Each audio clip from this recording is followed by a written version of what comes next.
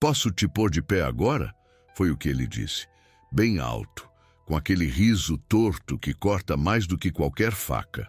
Eu ainda sinto o peso da mão dele se ajeitando no braço da cadeira motorizada, como se quisesse mostrar para todo mundo ali na rodoviária antiga de Recife que eu era só uma velha cega tocando o impossível.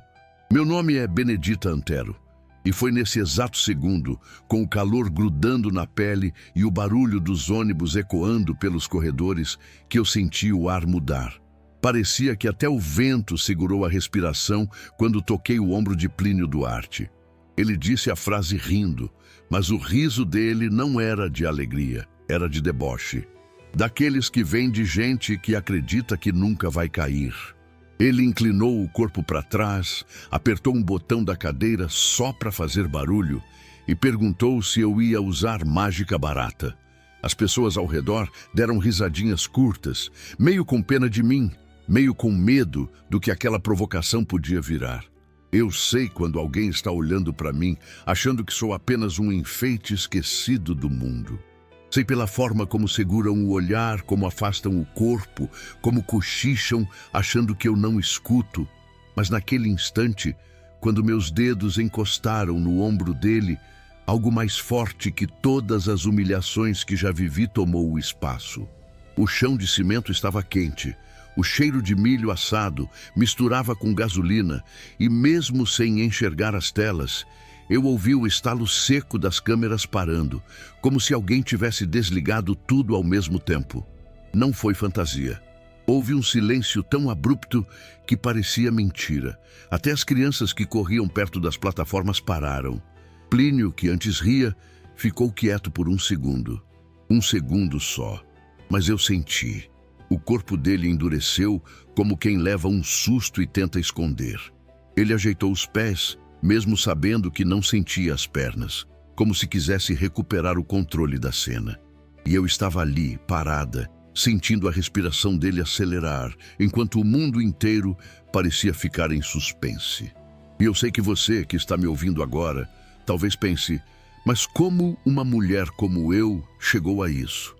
Como uma cega pobre, vendendo ervas amarradas em barbante, tocou um homem arrogante o bastante para zombar de alguém que só queria ajudar? Eu também me fiz essa pergunta naquele instante. Não porque eu duvidava do que estava acontecendo, mas porque parecia grande demais para caber dentro de mim. Nada fazia sentido para quem estava olhando de fora, mas por dentro eu já sabia. Aquele momento não era um acidente, não era coincidência. Era o tipo de minuto que chega só uma vez na vida, o tipo que muda tudo ao redor antes mesmo de a mudança acontecer. E quando a mão dele tremeu, mesmo que por um fio, por menos de um piscar, eu entendi que estava diante do maior silêncio que o destino já me deu. E foi exatamente nesse fio de silêncio que eu senti algo dentro dele quebrar, mesmo que ele tentasse esconder atrás daquele sorriso torto. Plínio virou o rosto um pouco, tentando recuperar o controle da cena, como quem puxa de volta um tapete que já está escorregando. Eu ouvi o rangido baixo da cadeira motorizada quando ele apertou o botão de novo, só para fazer parecer que ainda mandava na situação. Ele queria que todos acreditassem que nada ali o atingia, que eu, Benedita Antero, cega, pobre, vestida com roupas simples e mãos marcadas de trabalho, não tinha poder algum sobre ele. Mas eu senti o medo dele antes que ele mesmo admitisse. Medo não de mim, mas do que aquele toque podia significar. Ele falou mais baixo, mas com o veneno de antes. "Tira a mão, senhora, você não sabe o que está fazendo." E eu senti o peso de cada palavra entrando em mim. Não como ofensa, isso eu já tinha ouvido a vida inteira, mas como se o próprio destino estivesse avisando que algo estava se movendo por baixo daquele cimento quente. Eu não respondi de imediato. Minha voz não saiu porque não era hora de falar. Às vezes, o silêncio aperta mais do que qualquer resposta. Mas dentro de mim, menino, você não tem ideia da tempestade que se formava. Um pedaço meu tremia, outro ria, outro lembrava da minha mãe dizendo que tem gente que só acredita quando o chão muda de lugar. E ali, naquele instante, eu senti o chão mudar. Plínio respirou fundo, quase irritado com ele mesmo por estar inquieto. Eu escutei o estalo seco de sua mão, apertando o apoio da cadeira, como se quisesse provar para si próprio que ainda estava firme. Mas não estava, nem por um segundo, e foi aí que a confusão dele me atravessou. Porque por um breve momento eu me perguntei se eu deveria mesmo seguir, se aquilo não era grande demais para mim. Se eu, tão pequena aos olhos do mundo, tinha direito de mexer na vida de alguém daquela forma. Mas então algo dentro de mim respondeu por mim. Você está aqui porque precisava estar. E esse pensamento veio tão forte, tão claro, que eu precisei engolir seco. Pensar assim me assustava. Assustava porque eu sabia que cada milagre cobra coragem. E coragem nunca foi barata na minha vida. As pessoas ao redor começaram a perceber que algo não estava normal. Um senhor cochichou. Uma mulher parou de arrastar a mala. Até o vendedor de água gelada, que nunca perde um cliente, ficou quieto. Eu senti a cidade inteira esperando. E, ao mesmo tempo, eu senti meu próprio passado tocando minhas costas, como se tudo o que vivi tivesse empurrado meu corpo até aquele segundo. E eu confesso, olhando bem para você agora, eu tive medo. De verdade. Não do que podia dar errado, mas do que podia dar certo. Porque quando o destino decide se revelar, ele não pergunta se você está pronto. Ele apenas vira a esquina e te encara. E Plínio, naquele instante, parecia estar encarando muito mais do que a minha mão no ombro dele. Parecia estar encarando a si mesmo, seus limites, suas certezas, seu orgulho. Eu quase senti pena. Quase. Porque antes de qualquer mudança, sempre existe o momento em que a alma da pessoa tenta fugir. E foi exatamente isso que eu ouvi quando ele prendeu a respiração, sem querer, como quem teme que o impossível esteja a um passo de acontecer. E agora eu te pergunto, você já sentiu isso alguma vez? Já viveu algo que parecia desafiar tudo o que você acreditava? Se já viveu, me conta nos comentários, porque às vezes a gente só entende o tamanho de um milagre quando escuta a história do outro. E se quiser caminhar comigo até o final disso tudo, porque o que veio depois foi maior do que qualquer pessoa ali imaginava, se inscreve aí para não perder o resto. Porque o que estava prestes a acontecer, meu filho, aquilo ninguém naquela rodoviária estava preparado para ver. Para você entender o que aconteceu ali, na frente de todo mundo, eu preciso voltar muito antes daquele dia, antes da cadeira motorizada, antes das câmeras, antes da rodoviária.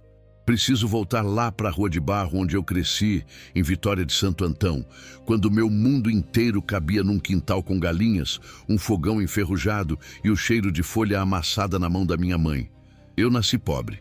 Daqueles pobres que contam moeda para comprar pão dormido e ainda agradecem. Minha mãe se chamava Almerinda Antero, mulher pequena, mas com uma força que enchia a casa toda. Ela conhecia o nome de cada planta do mato, o jeito de preparar chá para cólica, garrafada para dor nas costas, banho de folha para espantar tristeza. Meu pai eu quase não lembro. Lembro de botas sujas de barro na porta e um silêncio comprido depois que ele foi embora. Quem me criou de verdade foi ela. Quando eu ainda enxergava, gostava de olhar as mãos da minha mãe trabalhando. Elas eram escuras, rachadas nas pontas, cheias de pequenos cortes de faca de cozinha. Eu achava bonito. Enquanto outras meninas sonhavam com vestido de festa, eu sonhava em ter as mãos iguais às dela. Mãos que curavam, mãos que faziam sopa com quase nada e ainda repartiam com o vizinho com fome. Minha infância foi entre o chão e o fogão. Acordava cedo, varria o terreiro, ajudava a catar folha, descascar raiz. Minha mãe me ensinava a sentir o peso das coisas. Folha boa fala com a mão, Dita, ela dizia. Escuta. Eu não entendia direito, mas ficava calada observando. Ela apertava, cheirava, passava na pele e eu imitava, como se estivesse copiando um desenho invisível. Não tinha brinquedo caro, não tinha aniversário de bolo confeitado. Meu presente era quando ela me deixava amarrar os saquinhos de erva com pedaços de barbante guardados num pote de vidro. Cada saquinho era um pedacinho de esperança de alguém. Para pressão alta, para medo de dormir, para criança que não parava de chorar. E nessa época, eu acreditava que se eu fizesse tudo certinho, a vida ia ser boa comigo também. Mas a vida não é muito de fazer combinado com gente simples. Eu comecei a perder a visão devagar. Primeiro, as letras da escola ficaram embaçadas. Eu apertava os olhos, chegava o caderno mais perto, achando que era só cansaço. Depois, as caras dos colegas viraram manchas. Eu via luz, sombra, forma torta. Minha mãe percebeu quando eu tropecei num banco que sempre esteve ali. Ela não falou nada na hora. Só me segurou pelo braço com mais força do que o normal. Vieram remédios, rezas, promessa para santo, médico longe. Mas a vista foi indo embora como água de enxurrada, levando junto sonhos que eu nem tinha tido tempo de sonhar. Aos poucos, o mundo foi apagando as bordas, depois o meio, até virar uma mistura de claro e escuro sem desenho. Eu ainda lembro do último rosto que vi com nitidez, o da minha mãe, com os olhos cheios d'água, tentando sorrir para não me assustar. Perder a visão não foi o que mais doeu. O que mais doeu foi ver o jeito como as pessoas começaram a me olhar depois disso. Primeiro com pena, depois com pressa. E por fim, como se eu fosse um peso a mais num mundo que já estava pesado demais. A pobreza com visão já era difícil. Sem visão, parecia que eu tinha caído num buraco sem fundo. A morte da minha mãe foi o golpe que tirou o pouco de chão que ainda existia. Ela adoeceu rápido. Eu lembro do barulho da respiração dela, cada vez mais curta, da cama rangendo de madrugada, do cheiro de chá ficando mais forte porque ela não conseguia levantar. No último dia, ela segurou minhas mãos, levou ao rosto dela e disse: "Escuta, Dita, quando o mundo te negar os olhos, usa o ouvido do coração. Ele enxerga melhor." Ela se foi num fim de tarde simples, sem hospital, sem barulho de máquina.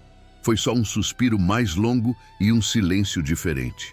De repente, a casa pareceu grande demais para mim. Os cantos ficaram frios. A panela ficou pesada. O fogão, distante. Eu, que antes andava contando passos por segurança, passei a contar para não desmoronar. Depois disso, foi sobrevivência. Comecei a fazer o que sabia. Separar folha, montar saquinhos, repetir as receitas que ela tinha me ensinado pelo cheiro, pelo toque. Uma vizinha me ajudou a chegar até a feira. Lá, entre gritos de vendedor, cheiro de fruta madura e peixe, eu aprendi a vender minha mercadoria. No começo riam de mim. Quem compra erva de cega, cochichavam. Mas quando o chá dava resultado na casa de alguém, voltavam.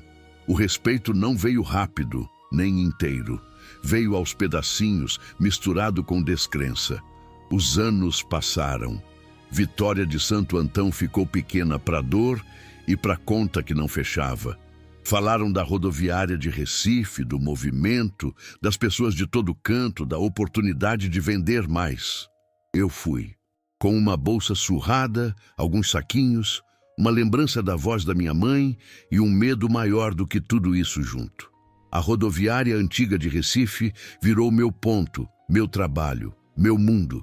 Escolhi um canto onde o vento chegava com cheiro de asfalto molhado e perfume barato. Aprendi a ouvir o eco de cada passo. O salto apressado de quem ia perder ônibus, o chinelo arrastando de quem estava cansado demais para levantar o pé, a mala pesada de rodinha reclamando do chão quebrado. Reconheci o segurança pelo barulho do chaveiro, o vendedor de coxinha pelo jeito de cantar, as crianças pela respiração ofegante misturada com riso. Ali eu descobri que quando o olho falha, o ouvido vira cinema. Cada voz tem cor, cada silêncio tem peso.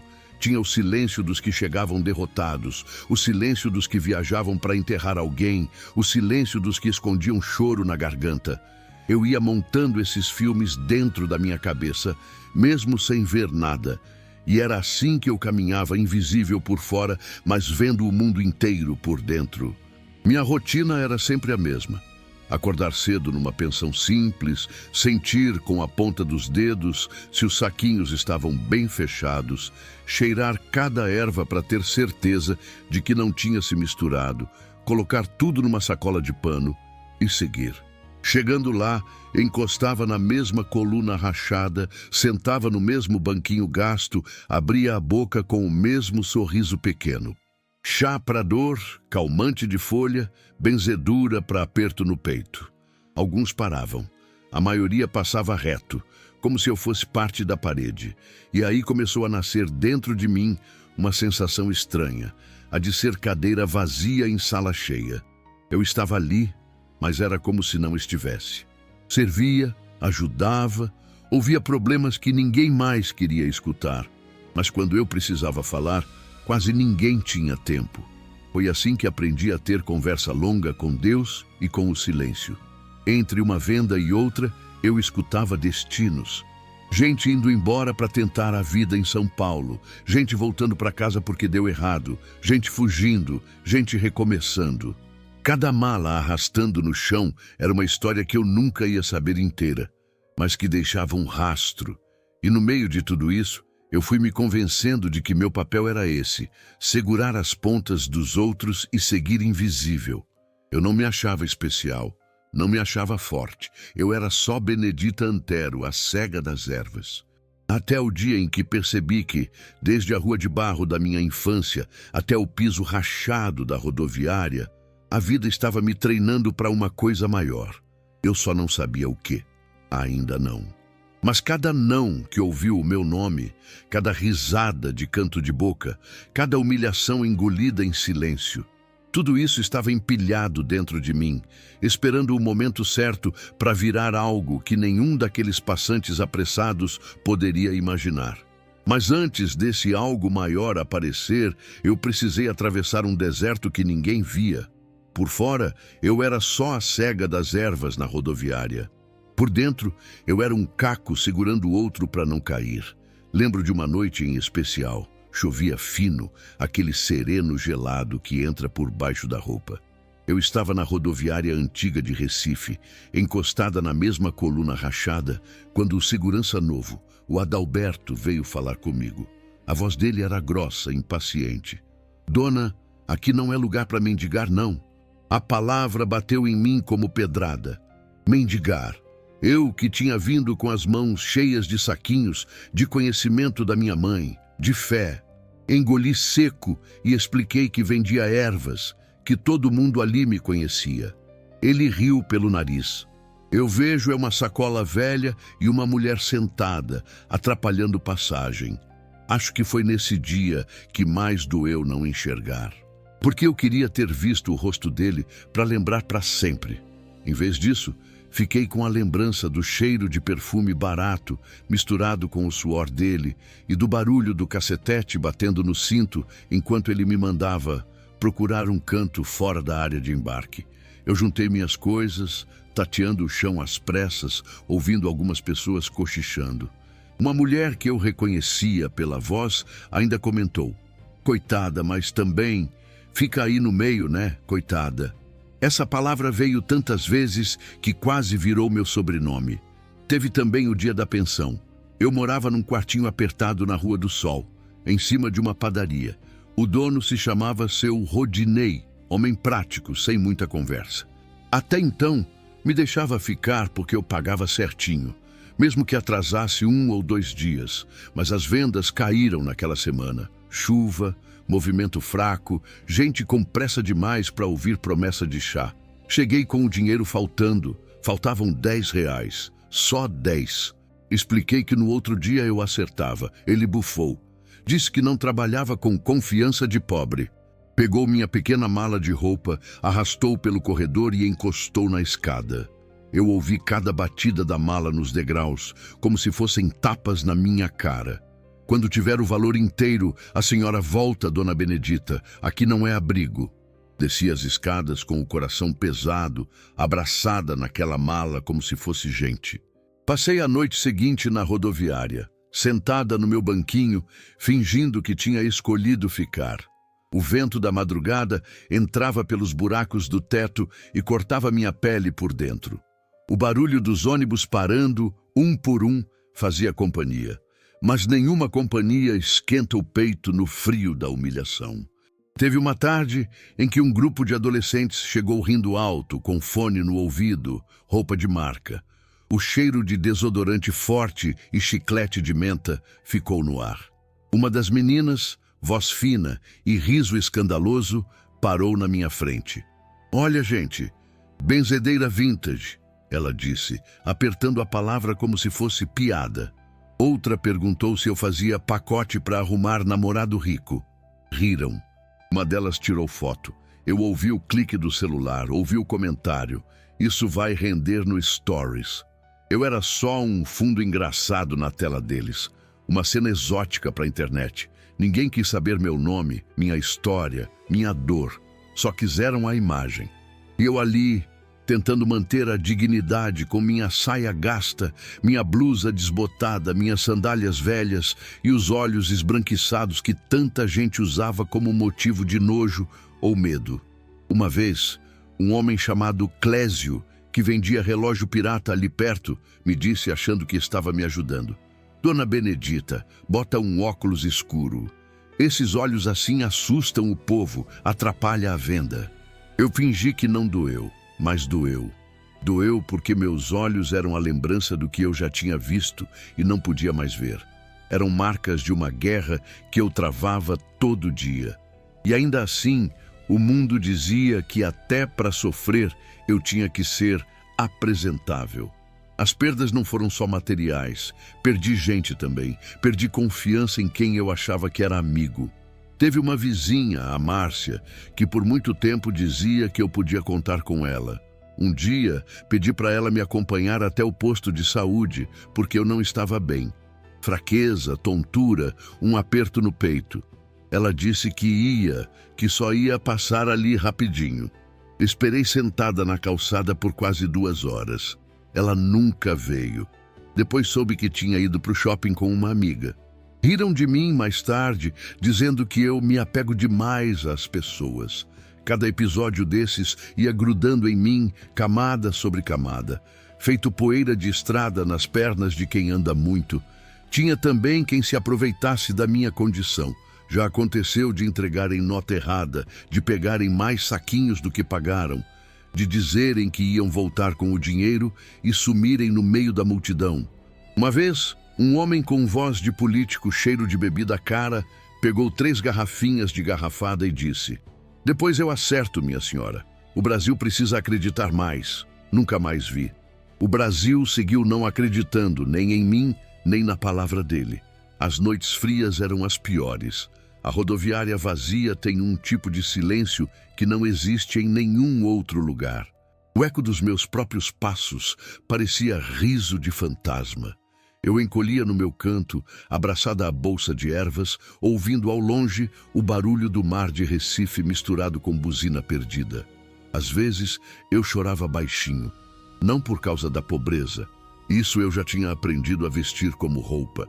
Eu chorava pela sensação de ser transparente, de falar e não ser ouvida, de tocar e não ser sentida. Minha fé, mesmo simples, às vezes balançava. Eu rezava por dentro enquanto manipulava as folhas. "Deus, o Senhor ainda está me vendo? Ainda sabe meu nome?" Nunca ouvi resposta em voz alta, como em filme. O que eu recebia era só uma teimosia lá no fundo do peito que insistia em me fazer levantar no dia seguinte. Também tinha quem viesse me testar. Gente que aparecia só para ver se a cega acerta.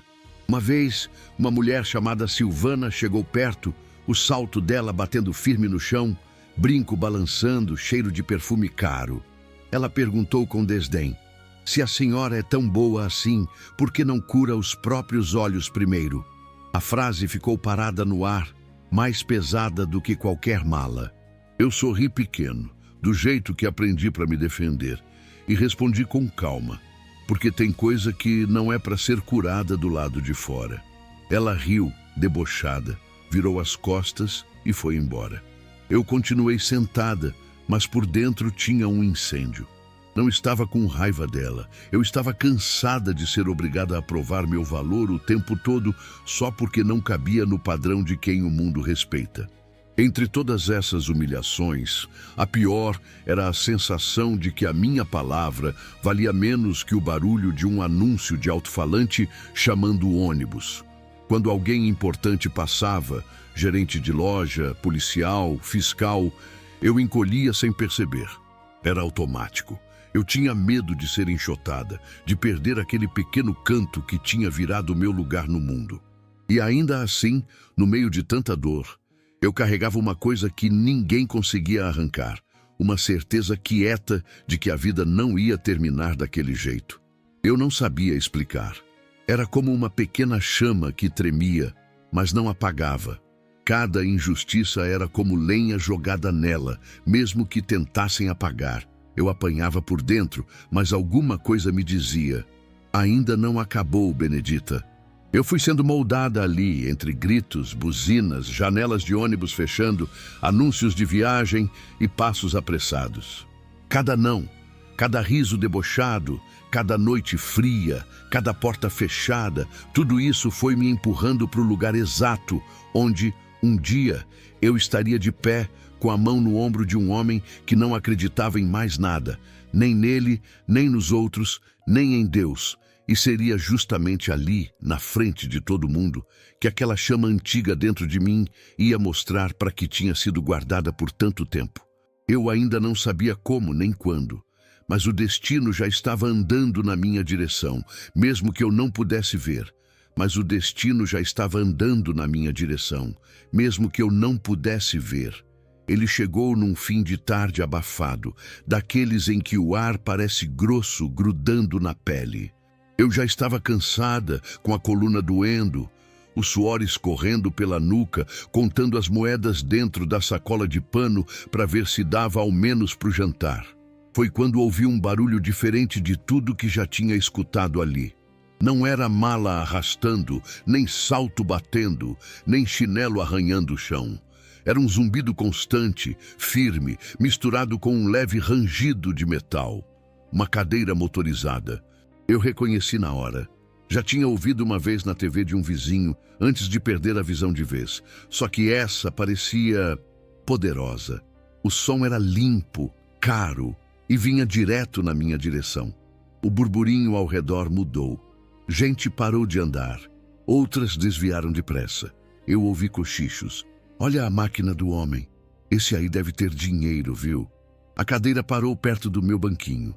Eu senti pela sombra de silêncio que se formou em volta.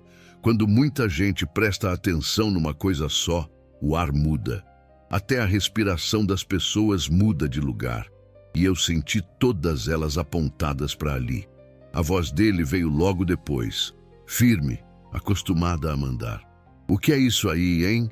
Ele falava comigo como quem fala com um objeto que atrapalhou o caminho. Eu segurei a sacola de ervas com mais força. São ervas, moço. Chá pra dor, pra ansiedade, pra quem não tá dormindo direito. Antes que eu terminasse, ele soltou um riso curto, seco.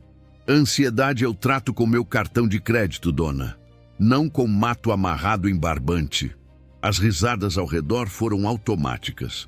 Riso de plateia que não quer perder a piada. Meu rosto esquentou. Eu que já tinha ouvido tanta coisa. Senti aquela frase cortar num lugar que eu nem sabia que ainda doía. Não era só sobre as minhas ervas. Era sobre tudo o que eu era. Sobre ser pobre, simples, cega, sentada no chão, enquanto ele passava como se fosse dono do espaço. Eu respirei fundo, tentando não tremer.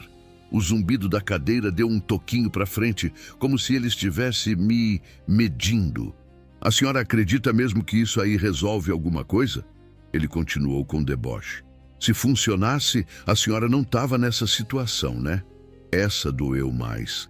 Ele não sabia da minha história, não sabia da minha mãe, da rua de barro, das noites na rodoviária.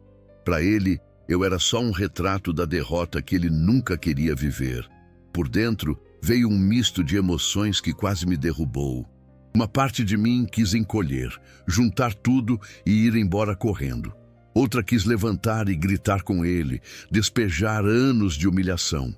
E no meio disso, tinha uma parte que só queria chorar, ali mesmo, no meio da rodoviária, como criança. Eu não fiz nenhuma dessas coisas. Eu ouvi um sussurro atrás. Deixa, Benedita, não compra briga, não. Era o Clésio dos relógios tentando me poupar. Mas tinha algo diferente naquele dia. Parecia que tudo que eu tinha engolido por anos tinha subido para a garganta ao mesmo tempo. Eu não queria humilhar ninguém, mas também não queria mais passar a vida inteira abaixando a cabeça. Então eu falei. A voz saiu mais firme do que eu esperava. Tem coisa que dinheiro nenhum no mundo compra, moço. Ele riu de novo, ironizando. Tipo o quê? Fé? Eu respirei devagar. Senti o suor escorrendo pela têmpora, as mãos úmidas, o tecido da saia grudado na perna. O cheiro de óleo diesel dos ônibus misturado com o perfume caro de quem passava atrás dele. Tudo parecia se misturar num só peso. Tipo paz para deitar a cabeça no travesseiro, respondi, e perna firme para sair do lugar quando o orgulho prende a gente. O silêncio que veio depois não foi comum. As risadas morreram no meio do caminho. Eu senti as pessoas se olharem. Uma mulher soltou um vixe baixinho. Plínio, porque depois eu soube que esse era o nome dele, demorou uns segundos para responder. E nesse intervalo eu comecei a tremer por dentro. Na mesma hora em que eu falei, eu pensei, exagerei, fui longe demais. Uma onda de vergonha subiu. Quem eu achava que era para falar desse jeito com um homem rico num lugar público, sendo eu uma mulher cega, pobre e com a roupa gasta? Meu coração batia forte. Eu sentia o sangue nos ouvidos, o ar ficando mais espesso. Ao mesmo tempo, bem ao fundo, tinha uma fagulha de alívio. Como se, pela primeira vez, eu tivesse defendido a menina da Rua de Barro, a filha de Almerinda, a cega da rodoviária que sempre engolia tudo calada. Foi um soco que eu dei com palavras, mas eu mesma levei o impacto junto. Plínio demorou para reagir. Quando falou, a voz veio mais baixa, porém carregada de ironia. A senhora está me chamando de orgulhoso, é isso? Eu não respondi. Não tinha mais nada para dizer. Se eu recuasse, ia desmentir a mim mesma. Se avançasse, podia provocar algo que eu não controlaria. Então, eu fiz o que sabia.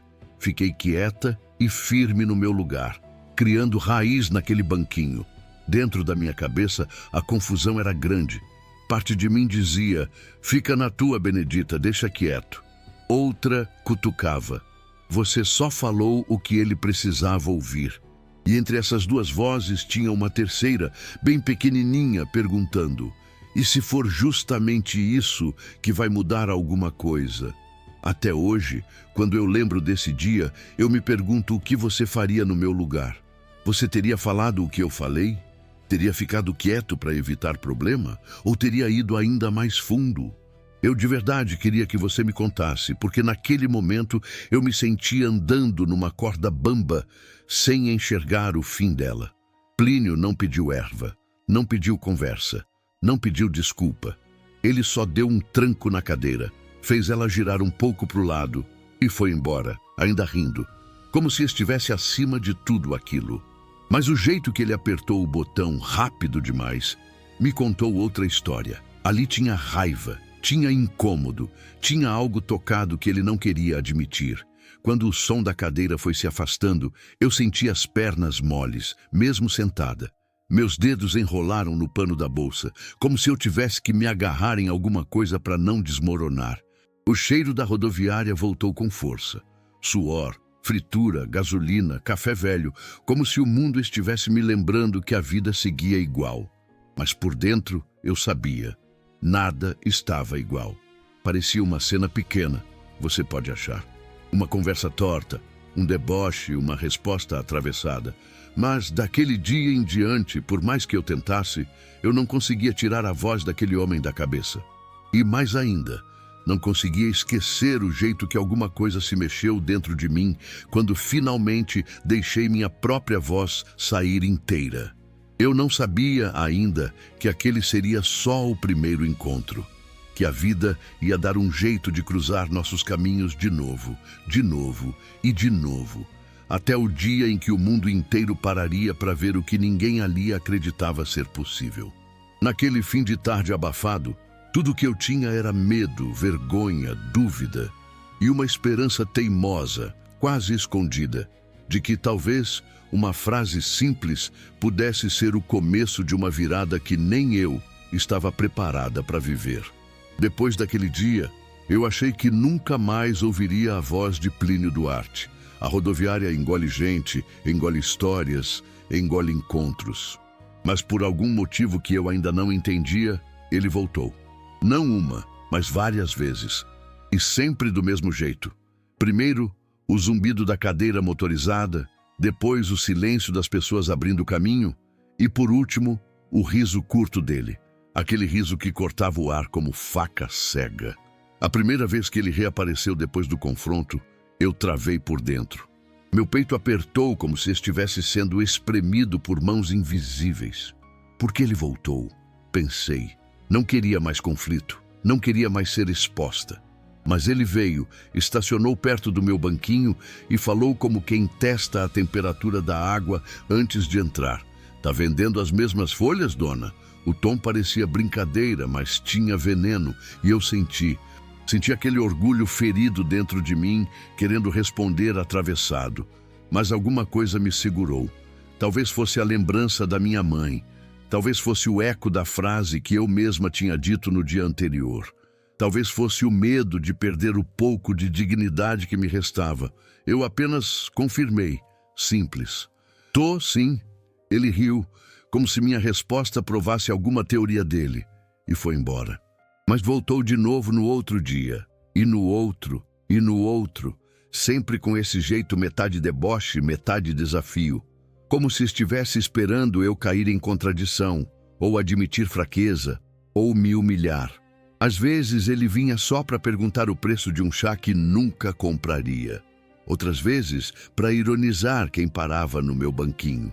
E no fundo, cada vez que ele surgia, algo dentro de mim mexia. Não de raiva apenas, embora tivesse isso também, mas de desconforto. Como se o destino estivesse empurrando nós dois para algum lugar que nenhum dos dois queria encarar ainda. Os outros percebiam e comentavam. Tinha um vendedor de capinha de celular, o Roberto, que sempre falava baixo para eu ouvir. Benedita, cuidado com esse homem. Rico quando dá atenção demais para pobre, é para rir ou para pisar. Até a dona da barraquinha de caldo de cana, a Mazé, falava. Esse aí te usando de enfeite para se sentir mais importante. Eu ouvia tudo em silêncio, porque lá no fundo eu também tinha medo de estar sendo feita de piada, medo de estar alimentando uma esperança que não tinha forma, medo de estar confundindo destino com ilusão. E meu coração, cansado de tantas feridas antigas, pedia para eu recuar. Só que cada vez que Plínio parava perto de mim, mesmo que zombando, alguma coisa no ar mudava. Eu sentia o corpo dele inquieto, como se a alma tentasse sair correndo, mas o orgulho prendesse pelo colarinho.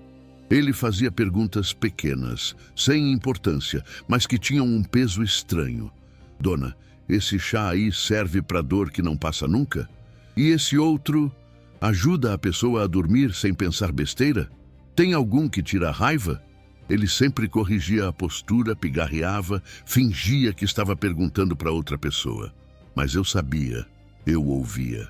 O tom da voz dele mudava justamente nas perguntas que pareciam não ter nada a ver com erva nenhuma. E mesmo assim, toda vez que eu tentava responder com sinceridade, alguém ao redor atrapalhava. Teve um dia que uma mulher me empurrou bem de leve, fingindo que não viu, só para tomar o lugar na frente dele.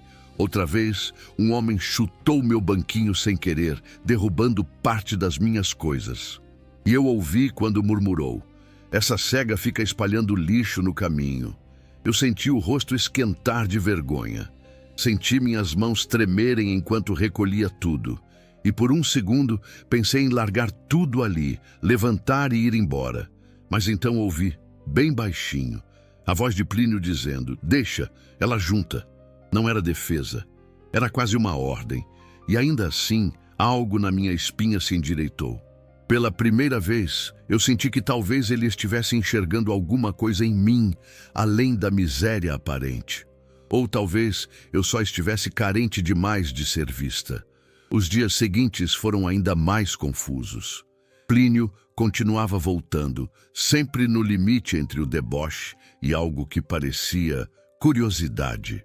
E isso me deixava completamente perdida. Porque toda vez que ele falava comigo, mesmo que em tom irônico, partes antigas da minha própria história vinham à tona. As pessoas que me chamaram de inútil, os risos que escondiam desprezo, as portas que nunca se abriram para mim. Era como se cada palavra dele apertasse uma ferida que não tinha cicatrizado. Eu dormia mal, sonhava com a voz dele, sonhava com minha mãe. Sonhava com versões da minha vida em que tudo tinha sido diferente. Acordava cansada, com a sensação de estar caminhando à beira de um precipício. E, ao mesmo tempo, uma centelha dizia que eu precisava continuar indo à rodoviária, como se tudo aquilo fosse parte de algo que eu ainda não entendia. Plínio também parecia estar lutando com algo dentro dele. Eu percebia nos silêncios. No jeito que ele chegava, mas demorava para ir embora. No modo como observava minha mão mexendo nas ervas, mesmo fingindo desinteresse, como se tentasse decifrar alguma coisa e não conseguisse. E quando eu achava que tudo estava prestes a ruir, minha fé, minha coragem, meu equilíbrio, o destino trouxe o dia em que ele não veio zombar. Ele veio tremer. Não foi físico, não ainda. Foi no jeito da voz, no ritmo da respiração, no modo como o silêncio dele chegava antes da cadeira. Eu reconheci de longe, mesmo sem ver. Era um Plínio diferente, quebrado em alguma parte que ele não queria mostrar. A cadeira motorizada parou mais devagar, quase arrastando o ar, como se até a máquina tivesse perdido a coragem de anunciar a chegada dele. Eu senti que algo grave tinha acontecido antes de ele abrir a boca. Dona... Ele começou, mas a palavra morreu pela metade. Plínio nunca deixava a frase pela metade. Ele costumava falar como quem corta madeira, seco, direto, sem hesitar. Mas ali, naquele dia, a voz dele tropeçou. E tropeçou de novo quando continuou. Acho que minha cadeira está falhando. O homem que zombava de tudo e de todos, que andava como rei no corredor da rodoviária, de repente, parecia uma criança perdida num terminal grande demais. Eu ouvi o barulho fraco do motor tentando ligar. Nada. De novo. Nada. A respiração dele acelerou. E pela primeira vez, não era arrogância, era medo. Antes que eu pudesse dizer qualquer coisa, eu ouvi passos rápidos vindo em nossa direção. Era o Gabriel, um rapaz que vendia carregador por R$20, sempre comendo biscoito cream cracker e ouvindo música no celular. Ele chegou perto de Plínio e, sem esperar autorização, colocou a mão no apoio da cadeira para estabilizá-la. "Peraí, tio, deixa eu ajudar." Plínio reagiu como se tivesse levado um tapa. "Não toca!" Ele disparou, a voz embargada. Eu sei cuidar de mim, mas não sabia. E eu sabia que ele sabia que não sabia. O motor engasgou mais uma vez, fazendo um som que ecoou como vexame no meio da rodoviária. 3 pessoas pararam para olhar. Uma criança perguntou alto: "Mãe, por que o moço não está conseguindo andar?" Plínio fechou o punho. O orgulho dele tentou se erguer, mas não conseguiu ficar de pé. Eu senti o coração dele se partir um pedaço atrás do outro. Não porque a cadeira falhou, mas porque pela primeira vez alguém ajudou ele sem que ele pedisse. E ele não tinha como impedir. Esse momento mexeu com ele mais do que qualquer ofensa que já tinha me dirigido. Eu ouvi quando ele tentou ajeitar a postura, quando tentou recuperar o tom arrogante, quando tentou fingir que estava no controle. Mas a voz entregou a verdade. Só me dá um segundo. Um segundo. Ele nunca pedia nada a ninguém, nem tempo. Foi nesse instante que eu, Benedito Antero, senti pela primeira vez que uma fissura tinha se aberto no muro de ferro que ele construíra ao redor de si mesmo. E quando a gente percebe rachadura e muro alto, a gente sabe, mais cedo ou mais tarde alguma coisa cai. Eu me aproximei devagar, guiada pelo som da respiração dele. Coloquei a mão no encosto da cadeira com cuidado, como quem toca ferida. Tem dor que aparece por fora, mas a pior aparece por dentro. Eu disse, baixa. Ele não respondeu, não zombou, não riu. Só ficou quieto. Quieto de um jeito que parecia grito engolido. E eu confesso, naquele silêncio, eu senti medo e esperança ao mesmo tempo. Medo de me aproximar demais de um homem que podia me esmagar com uma palavra. Esperança de que, talvez, pela primeira vez, ele estivesse deixando alguém entrar, nem que fosse pela fresta. A rodoviária continuou seu movimento, mas ali, naquele pequeno círculo de tensão, tudo parecia suspenso. E olhando agora para trás, eu me pergunto, você já sentiu isso? Já viu alguém tão cheio de si ficar pequeno de repente? Ou já foi você quem encolheu quando o mundo te expôs? Se já viveu algo assim, comenta depois. Às vezes, entender a dor do outro ajuda a gente a entender a nossa. Mas eu não sabia naquele instante que aquela rachadura seria só o começo, o início de uma queda emocional que ele lutaria contra e que eu também não estava preparada para enfrentar. Depois daquele dia em que o motor da cadeira falhou e o orgulho dele falhou junto, algo mudou no ar ao redor de Plínio. Não foi gritante, não foi visível para quem só olha por cima, mas eu não vejo com os olhos, vejo com os ouvidos, com a pele, com aquilo que minha mãe chamava de escuta de dentro. E essa escuta me dizia que alguma coisa dentro dele estava se rearrumando, ainda que ele tentasse esconder sob o mesmo riso debochado. Os primeiros sinais foram quase imperceptíveis. No começo, ele chegava do mesmo jeito de sempre. O zumbido da cadeira abrindo caminho, o empinar de queixo, o silêncio das pessoas formando um corredor involuntário. Mas logo depois, em vez de ir embora com pressa, ele ficava. Não falava nada. Só permanecia ali, perto do meu banquinho, como se estivesse tentando entender algo que o incomodava e atraía na mesma medida. Teve uma manhã em que ele parou do meu lado e ficou uns bons minutos sem dizer sequer uma palavra. Só ouvi o barulho da respiração dele, um pouco mais profunda, quase contida. Era o tipo de presença que não se impõe, mas pesa. Quando finalmente falou, não foi para zombar, não foi para me diminuir. Foi simples, quase tímido. Esse cheiro é o quê? Era arruda misturada com folha de pitanga. Eu expliquei. Ele não respondeu. Mas eu senti a cabeça dele se inclinar um pouquinho, como quem tenta guardar um detalhe importante. No outro dia, o vento estava forte, levantando poeira do chão da rodoviária. Minhas ervas quase voaram. Antes que eu pudesse juntar tudo, senti a cadeira dele se aproximar. A mão dele alcançou um dos saquinhos antes da minha. Ele me entregou, sem fazer piada, sem provocar. Caiu, ele disse apenas. Aquilo para quem olhava de fora era nada. Para mim era terremoto. Plínio Duarte, o homem que ria da minha fé, estava me ajudando. Um gesto pequeno, mas tão pesado que mexeu com meus ossos. Ali, entendi que a fenda no muro dele estava se abrindo mais rápido do que ele podia reparar. Depois disso, ele começou a fazer perguntas. Perguntas simples, mas perguntas, e cada pergunta dele era como um passo tímido em direção a algo que ele sempre evitou. Para que serve essa aqui? E essa outra? Toma como? Isso aí é para ansiedade mesmo. Funciona? Antes, ele cuspia as palavras como provocação. Agora, elas vinham com uma hesitação que denunciava vulnerabilidade. Palavra que ele, no fundo, devia achar proibida. Eu respondia com calma, não porque queria convencê-lo de nada, mas porque aprendi que certas dores precisam ouvir antes de falar. Ele fingia que não ligava, que estava só passando o tempo, mas eu percebia. Quando eu falava, a respiração dele mudava. Quando eu fazia silêncio, ele esperava a continuação. E não era só eu que percebia. A Mazé, da barraquinha do caldo de cana, comentou num sussurro. Benedita, esse homem está diferente. Parece até mais humano. Eu apenas sorri, sentindo um carinho subir no peito que me assustou um pouco.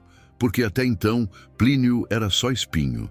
E agora, sem eu pedir, estava virando coisa viva. Um dos momentos mais marcantes aconteceu numa tarde quente, de movimento grande. Um ônibus interestadual tinha acabado de chegar, muita mala, muito grito. Eu estava ajeitando minhas ervas quando ouvi o barulho metálico da cadeira bater no meio-fio. Plínio praguejou baixinho, algo tinha prendido na roda. Antes que ele pedisse ajuda, o que ele jamais faria, 2 rapazes correram para levantar a cadeira pelo suporte traseiro. "Deixa que a gente ajuda, irmão", disse um deles. Plínio endureceu. O orgulho dele tentou reagir, levantar muralha, expulsar a ajuda, mas não conseguiu. Pela primeira vez, ele aceitou sem gritar, sem empurrar ninguém, sem xingar. Só ficou ali, em silêncio, enquanto ajeitavam a roda. O mundo dele sempre funcionou por controle. Se ele não controlasse, estava vulnerável. E ali, naquele instante, ele se viu dependendo de mãos desconhecidas. Dependendo da bondade de quem não devia nada a ele. E isso o quebrou por dentro mais do que qualquer falha mecânica. Quando os rapazes terminaram, Plínio agradeceu com um aceno quase imperceptível. Ninguém ali entendeu o que aquilo significava. Eu entendi. E foi aí que percebi algo ainda maior. As pessoas à volta também estavam mudando com ele. O segurança que antes fazia vista grossa quando ele empurrava alguém, agora observava com mais cuidado. A mulher da fila, que sempre reclamava da cadeira ocupando espaço, ficou calada. Até o menino que vendia bombom na bandeja ofereceu um a ele, de graça. Era como se a rigidez dele estivesse afrouxando o ambiente inteiro. Dias depois aconteceu uma cena que eu jamais esquecerei. Eu estava sentada no meu canto quando ouvi a cadeira se aproximando devagar. Plínio parou ao meu lado e ficou ali, como sempre fazia. Mas dessa vez, antes de falar, ele respirou fundo, tão fundo que até o ar pareceu hesitar.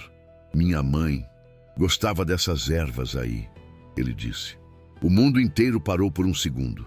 Plínio nunca tinha falado de família, nunca tinha falado de passado, nunca tinha falado de nada que não fosse carregar arrogância nas costas. E ali, diante de mim, ele abriu uma fresta que valia mais que um portal inteiro. A voz dele tremeu no final da frase, e embora ele tenha engolido rápido, eu ouvi. Era tristeza, era saudade, era culpa, era tudo misturado. E foi nesse momento que percebi, a transformação dele não estava começando em mim, estava começando nele. Na forma como perguntava, na forma como ouvia, na forma como permitia que o silêncio falasse por ele. Eu senti que algo grande se aproximava, algo que nenhum de nós estava preparado para enfrentar, nem ele, nem eu. Algo que o destino vinha alinhando peça por peça, desde o dia em que eu toquei o ombro dele pela primeira vez. E talvez fosse por isso que, quando ele virou o rosto para mim e disse, com voz baixa, "Às vezes sinto como se minhas pernas lembrassem de alguma coisa", um arrepio subiu pela minha nuca. Ali, pela primeira vez, eu não tive dúvida. A justiça do destino estava chegando, e ela não costuma entrar devagar. Quando ouvi Plínio dizer pela primeira vez que sentia como se as pernas lembrassem de alguma coisa, minha respiração falhou. Não porque eu acreditasse que aquilo era um milagre acontecendo naquele exato instante, mas porque eu senti que ali, bem ali, ele tinha deixado cair a última das armaduras que carregava desde que entrou na minha vida. E quando alguém que vive blindado por dentro deixa cair uma defesa, o mundo mexe. Nos dias seguintes, a transformação dele ficou impossível de esconder. Não era só comigo, era com todos. A rodoviária inteira começou a perceber. Alguns com surpresa, outros com desconfiança, outros com uma espécie de respeito silencioso que eu nunca imaginei que Plínio seria capaz de despertar. A primeira mudança que eu percebi foi na voz dele. Antes afiada, cortante, cheia de pressa. Agora, havia uma mansidão inesperada. Não mansidão de fraqueza, mas de alguém que finalmente parou de brigar com a própria alma. Uma manhã, ele se aproximou do meu banquinho sem o barulho arrogante de sempre. Não deu ordem, não fez piada. Apenas falou meu nome. Benedita, meu nome, dito como se fosse gente, como se tivesse peso, como se ele estivesse chamando alguém que realmente enxergava. E eu, que passei a vida sendo tratada como sombra, senti minhas mãos tremerem. Ele engoliu seco antes de continuar. Acho que preciso conversar com você. Eu não sabia se era sobre as pernas, sobre o medo, sobre o passado ou sobre a mãe dele. Mas o que importava não era o assunto. Era o fato de ele ter vindo até mim, não como homem poderoso, não como dono de máquina cara, mas como alguém que finalmente estava disposto a ver. Ele estacionou ao meu lado e ficou em silêncio por um tempo que pareceu longo demais. Eu sentia o motor da cadeira vibrar levemente, como um coração ansioso. Até que ele soltou. Eu não quero mais viver do jeito que eu estava vivendo. Essas palavras, meu Deus, essas palavras abriram dentro de mim um espaço que eu nem sabia que existia. Era como se, de repente, todas as humilhações, todas as feridas, todas as vezes em que ele me desacreditou, estivessem sendo devolvidas não com desculpas, mas com verdade. Verdade dói, mas cura. Naquele instante, meu coração ficou dividido. Parte de mim queria abraçar aquela mudança, acreditar nessa nova versão dele. Outra parte, cansada de tantos desprezos, queria proteger o pouco que restava da minha dignidade. Ele parecia sentir minha hesitação e continuou. Eu sei que fui difícil e sei que tratei você como ninguém merece ser tratado. Mas eu não consigo tirar da cabeça a sensação de que você sabe coisas que eu ainda não sei. As palavras dele balançaram minha alma como vento forte balança roupa no varal. Plínio, o homem que me chamava de dona das plantas, estava me pedindo ajuda. Não com arrogância, não com deboche, mas com uma vulnerabilidade que atravessou todas as minhas defesas. Eu quis responder algo bonito, algo sábio, algo digno da minha mãe, mas a verdade é que eu só consegui dizer: a mudança começa quando a gente para de correr dela. Ele ficou quieto, e eu senti que essa frase entrou nele como água entrando em terra seca. Nesse mesmo dia, algo profundamente simbólico aconteceu. O menino das balas, Diguinho, passou ao lado da gente oferecendo doce. Ele sempre evitava Plínio, porque tinha medo de ser enxotado. Mas dessa vez, antes mesmo que o menino fugisse, Plínio chamou. Ei, garoto, vem cá! Eu ouvi o susto do menino no ar. Ele se aproximou com passos leves, prontos para correr a qualquer momento. Plínio estendeu a mão com uma nota dobrada. Quero um, e guardo o troco para você. Diguinho ficou tão confuso que não respondeu. Só murmurou um obrigado, moço, com a voz tremida. E correu, mas correu sorrindo. Eu não disse nada, mas por dentro senti que uma porta tinha se aberto. Depois disso, Plínio começou a chegar mais cedo na rodoviária. Às vezes só ficava ali, sem dizer nada, ouvindo o barulho das pessoas, o som dos ônibus, meus dedos mexendo nas ervas. Outras vezes comentava algo pequeno. Hoje eu sonhei que estava andando. Minha mãe sempre falava de você. Gente assim. Fico pensando se ainda dá tempo de consertar algumas coisas. Essas frases eram como pequenas rachaduras em uma represa prestes a romper. Eu sabia, ele sabia, todo mundo ali, mesmo sem entender, sentia. Houve um dia especialmente marcante. Um homem chamado Jonas Bruto, vendedor de loteria, esbarrou na cadeira dele com força e reclamou alto. Esse trambolho aí no meio. Outras vezes, Plínio teria devolvido na mesma moeda. Teria humilhado, teria gritado, teria feito cena. Mas dessa vez, ele respirou fundo e falou apenas: Tá tudo bem. Desculpa aí. Silêncio. Até o ar parou. Eu senti meu peito abrir como janela escancarada.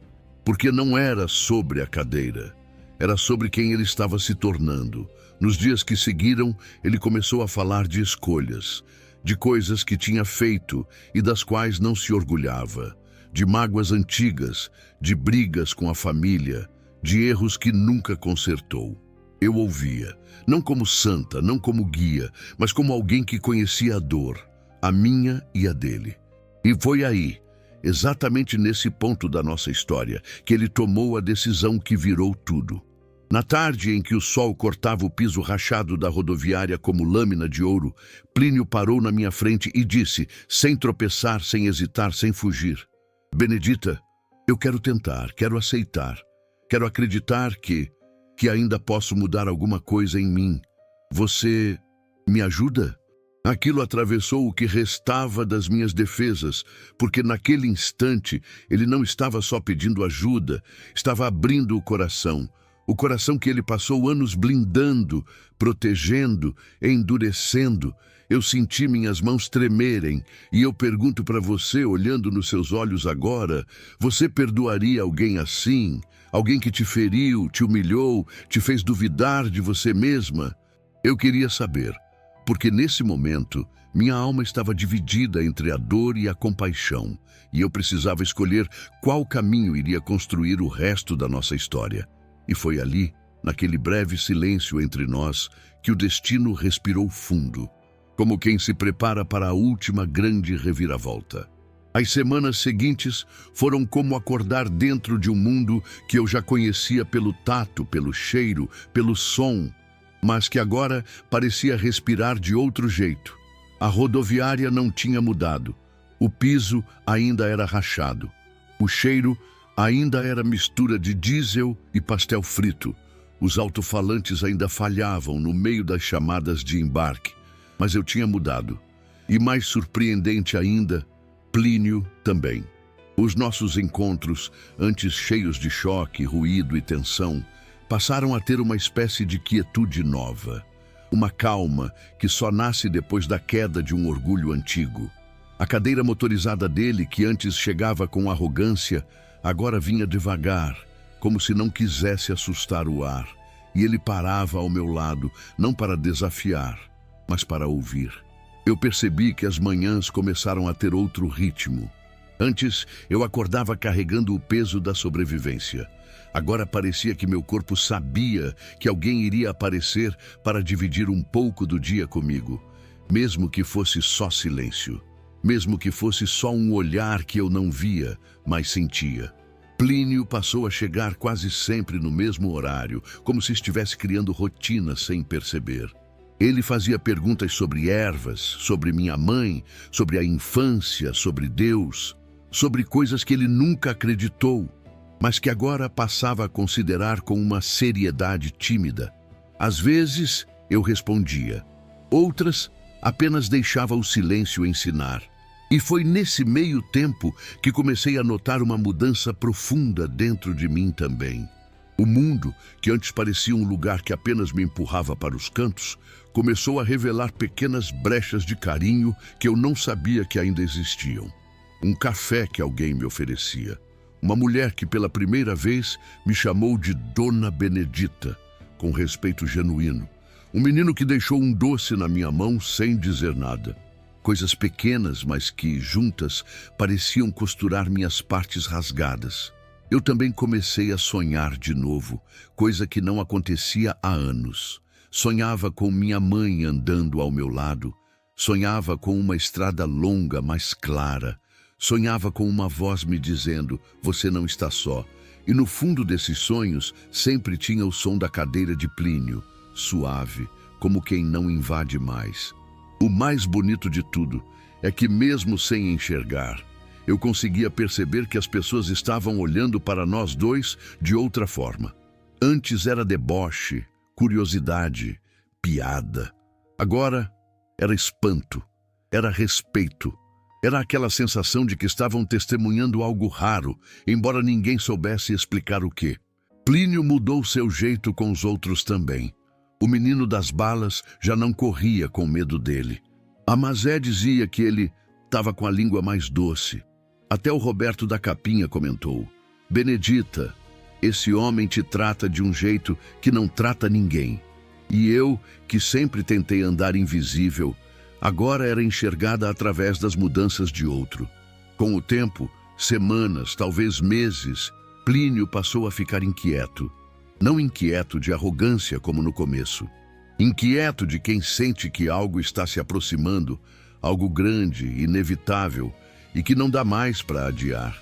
Eu percebia isso nas pausas que ele fazia antes de falar, nos suspiros que não eram de impaciência, mas de medo, no jeito como ele tocava o braço da cadeira, como se tentasse ouvir um sinal que não vinha de lá, mas de dentro. Ele começou a dizer coisas como: às vezes sinto como se meus joelhos estivessem acordando. Não sei explicar, Benedita, mas tem dia que parece que o corpo lembra de ser corpo. Eu não sei mais o que é impossível. E eu nunca respondia com certeza. Porque milagre não é coisa que se garante, é coisa que se entrega. Foi então que, num final de tarde quente, desses em que o sol atravessa as frestas da rodoviária como se pintasse o chão, eu ouvi a voz dele chamar meu nome de um jeito que eu nunca tinha escutado antes. Benedita, eu preciso que você venha comigo ali. O tom não era pedido, era destino. Eu levantei devagar, sentindo o coração bater como se estivesse ouvindo passos do passado e do futuro ao mesmo tempo. Ele me guiou pelo som, até o ponto mais movimentado da rodoviária. Aquele mesmo corredor onde tudo começou, onde ele me humilhou, onde minha voz encontrou coragem pela primeira vez. O ambiente estava cheio, crianças correndo, vendedores chamando cliente, ônibus chegando, luz estourando pelos vidros. E no meio desse caos, o tipo de caos que só Recife sabe fazer, Plínio parou a cadeira, respirou fundo e disse: é agora, Benedita, eu preciso confiar. Aquela frase fez meu corpo estremecer. Porque ali, naquele movimento simples, naquele instante em que ele se entregou ao que não entendia, tudo que eu vivi encontrou sentido. Minha infância, a dor dos olhos que se apagaram, as noites frias, as humilhações, as mãos da minha mãe ensinando a sentir. Tudo, absolutamente tudo, tinha me trazido até aquele segundo. Eu estendi a mão até tocar o ombro dele. O mesmo ombro onde um dia ele zombou de mim. O mesmo ombro onde um dia o mundo inteiro riu. E antes que eu dissesse qualquer palavra, eu senti o ar mudar. Senti o silêncio nascer no meio do barulho. Senti Deus respirar. E é aí, exatamente aí, que eu queria te perguntar, quase como um sussurro meu para você. Se fosse você, teria coragem de confiar desse jeito? De acreditar no improvável? De se entregar a algo que sua própria razão diz que não existe? Porque naquele instante, Plínio Duarte acreditou. E o que aconteceu depois é o tipo de coisa que muda não só a vida de uma pessoa, mas de todos que estavam vendo. E agora, voltando para aquele exato momento do começo da nossa história, na rodoviária lotada, com as câmeras travando e o mundo segurando o ar, eu finalmente entendi. Tudo estava se alinhando para o dia em que a justiça do destino ia deixar de ser promessa e virar testemunha. Quando minha mão encostou no ombro de Plínio, eu senti o corpo dele endurecer, como se estivesse tentando segurar o mundo com os braços. A rodoviária inteira continuava em movimento, mas por dentro parecia que tudo tinha parado. O anúncio de embarque cortou no meio, o choro de uma criança sumiu, até o zumbido do ventilador no teto pareceu prender a respiração. Eu não gritei, não fiz cena. Só sussurrei quase só para ele. Você não nasceu para viver preso. Na mesma hora eu senti. Não foi na minha mão, foi no ar. Um arrepio subiu pela coluna dele. O som mudou. O peso mudou. E de repente ele fez algo que não fazia há anos. Tentou mexer os pés. Primeiro bem de leve, como quem tem medo de se decepcionar. Depois, com mais força. Os dedos responderam. O joelho destravou com um estalo tão nítido que até quem não acreditava ouviu. As pessoas começaram a gritar. Meu Deus! Ele está levantando! Filma isso! As câmeras da rodoviária que viviam filmando tudo travaram na imagem dele. O sistema congelou, como se até a máquina tivesse se curvado diante do impossível. Plínio levou as mãos às pernas, chorando de um jeito que nem ele conhecia. Não era choro de dor, era choro de alguém que viu o próprio orgulho cair no chão. Devagar, segurando nos braços da cadeira, ele foi se erguendo, primeiro meio torto, depois um pouco mais firme. Quando ficou totalmente de pé, as pernas tremendo, a rodoviária inteira explodiu em aplauso. Gente que nunca se olhou se abraçou, gente que nunca rezou, rezou, gente que sempre duvidou, se calou. Ele me procurou, mesmo eu não enxergando, e eu senti quando ele se ajoelhou na minha frente. Aquele homem que um dia me chamou de mendiga, que riu das minhas ervas, que zombou da minha fé, agora chorava nos meus pés, pedindo perdão sem conseguir achar as palavras. E eu ali, cega, pobre, com a mesma roupa simples de sempre, entendi que o maior milagre não estava nas pernas dele, estava no coração. O dele, que finalmente abaixou, e o meu, que teve que escolher perdoar. A mensagem dessa história, meu filho, minha filha, é simples. Ninguém é pequeno demais para os olhos de Deus e ninguém é grande demais para não cair um dia. O destino tem um jeito misterioso de colocar cada um no seu lugar, não para destruir, mas para reconstruir. Se essa história mexeu com você, se alguma parte da sua vida anda travada, como aquelas câmeras, eu te convido a caminhar comigo. Se inscreve aqui no canal para continuar ouvindo essas histórias de justiça do destino. Ativa o sininho para não perder quando a próxima chegar. Porque às vezes é numa história dos outros que a gente enxerga a nossa. E se você chegou até aqui, até esse final comigo, me conta nos comentários. Escreve só "cheguei até o final" para eu saber que não caminhei sozinha nessa rodoviária da vida. Agora tem mais 2 histórias aparecendo aí na sua tela, clica e assiste agora.